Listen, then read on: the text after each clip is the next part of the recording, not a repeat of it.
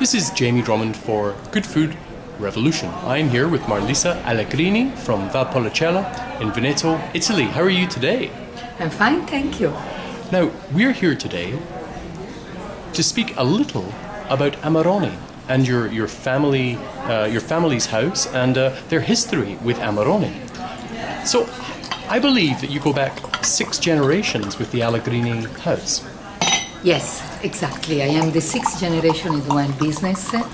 So, Allegrini family has been living in Valpolicella for hundreds of years, but it was my father who, in the 50s, enlarged the property by buying new vineyards and increasing production.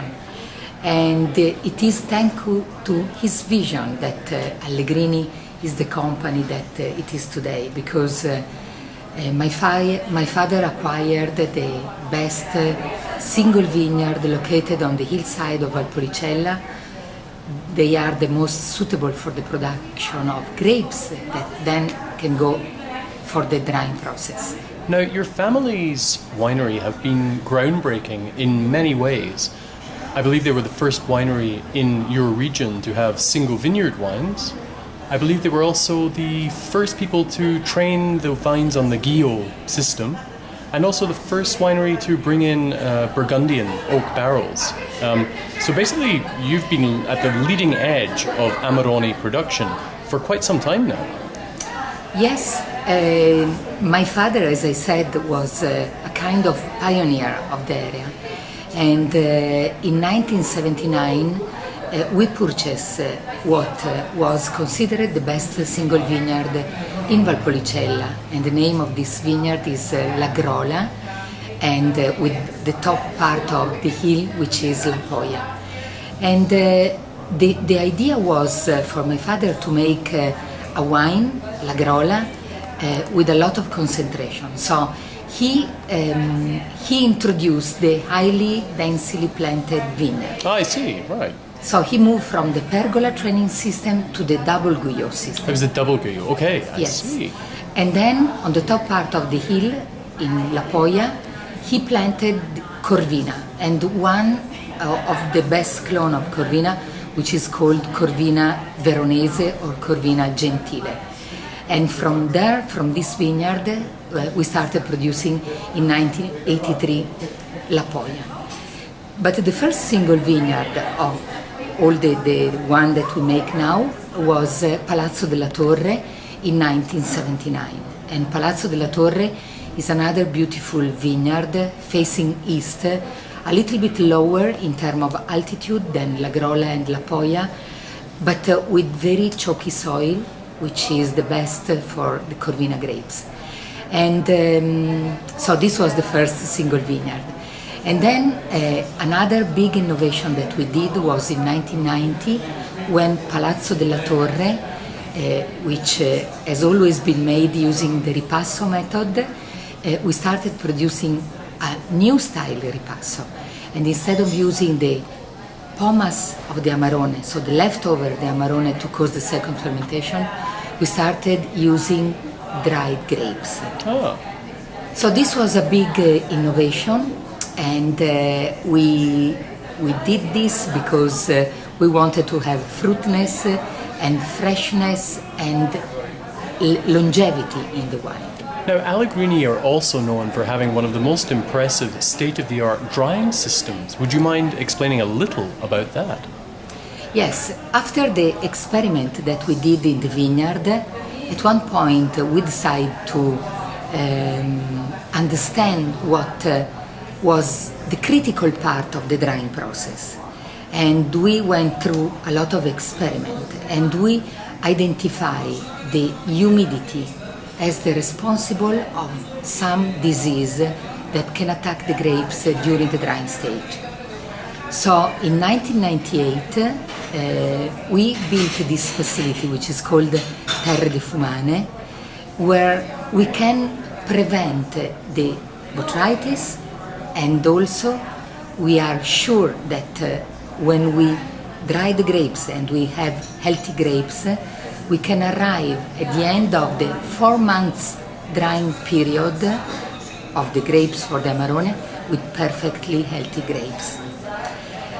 And by doing this, we were able to produce what I can call an innovative style of Amarone, an Amarone that maintain the characteristic of the wine, so maintain the aroma of resin, but is a wine that do not have very high residual sugar and slightly oxidation, and also that has a lot of fruitness.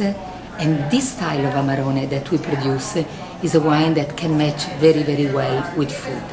Now, I am known for, when it comes to the kind of wine styles I enjoy, I normally prefer the much more traditional methods of wine production. But I have to say, I've never been a huge fan of the traditional style of Amarone. And in tasting your wines last night, I was so impressed with their vibrancy, with the acidity, with the freshness, and obviously their longevity, because we tasted some of the older wines. And I was incredibly impressed at this contemporary style of Amarone. Are there many other houses that are now following in your footsteps and making wines with a little bit more lift and life to them? Yes, I think that my brother Franco, who is the winemaker at Allegrini, he really made the trend. And now there are still some very traditional Amarone, but there are many that are following our style, because I think that is a kind of wine that is much easier to match with food. Is food friendly, so it has a different approach to the consumer. That was my problem with the traditional style. Despite the fact there were big alcoholic residual sugar wines with that oxidation, but as a sommelier I found them so hard to pair with anything. However, your wines last night shone, they really did, and they paired so well with the food that we had last night. Very enjoyable. When it comes to, let's say, 3 of your wine styles, the Valpolicella, the Amarone, and then the Recioto, in a perfect world, what do you think the very best food-wine matches are? So let's start from the grape variety.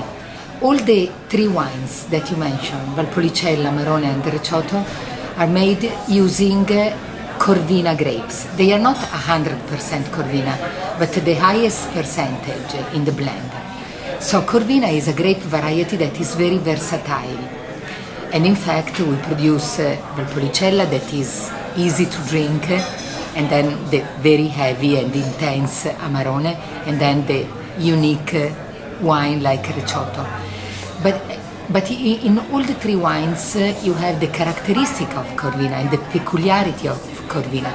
Corvina has aromas of cherries, wild cherries, and also a little bit of black currant. And then Corvina has another characteristic, which is low, not very aggressive tannin. So it has very soft and mild tannins.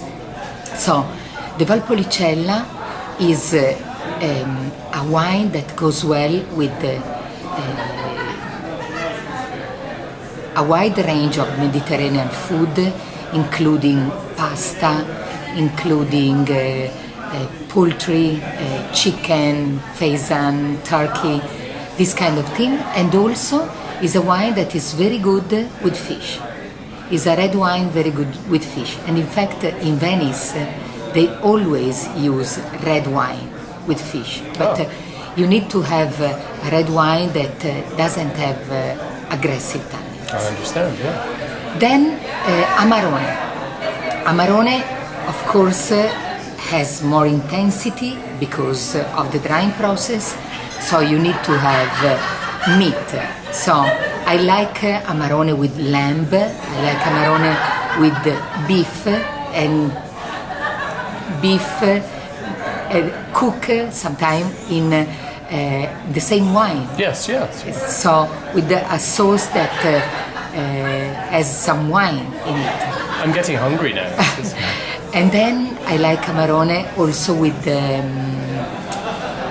duck, for example. Yes, I can see think that is a very, very good combination with the Asian preparation, like the Peking duck, for example. I see, yes, yeah. Because the taste of the Amarone, where you have this aroma of resin, but the wine is dry. So there is this contrast between roundness and structure, match very well with Asian food. And then Recioto. Recioto is very sweet, is a unique wine. It has a very high residual sugar. So it's a wine that goes well with some cheeses, creamy cheese like Gorgonzola, for example. And then if you use Recioto as a dessert, I like with chocolate cake. I think that is the perfect combination. And especially dark, bitter chocolate rather than sweet one. Well, Marlisa, we really enjoyed tasting your wines last night, and thank you so much for joining us at Good Food Revolution today. Thank you very much, Jamie. It's a great pleasure. Take care. Bye-bye.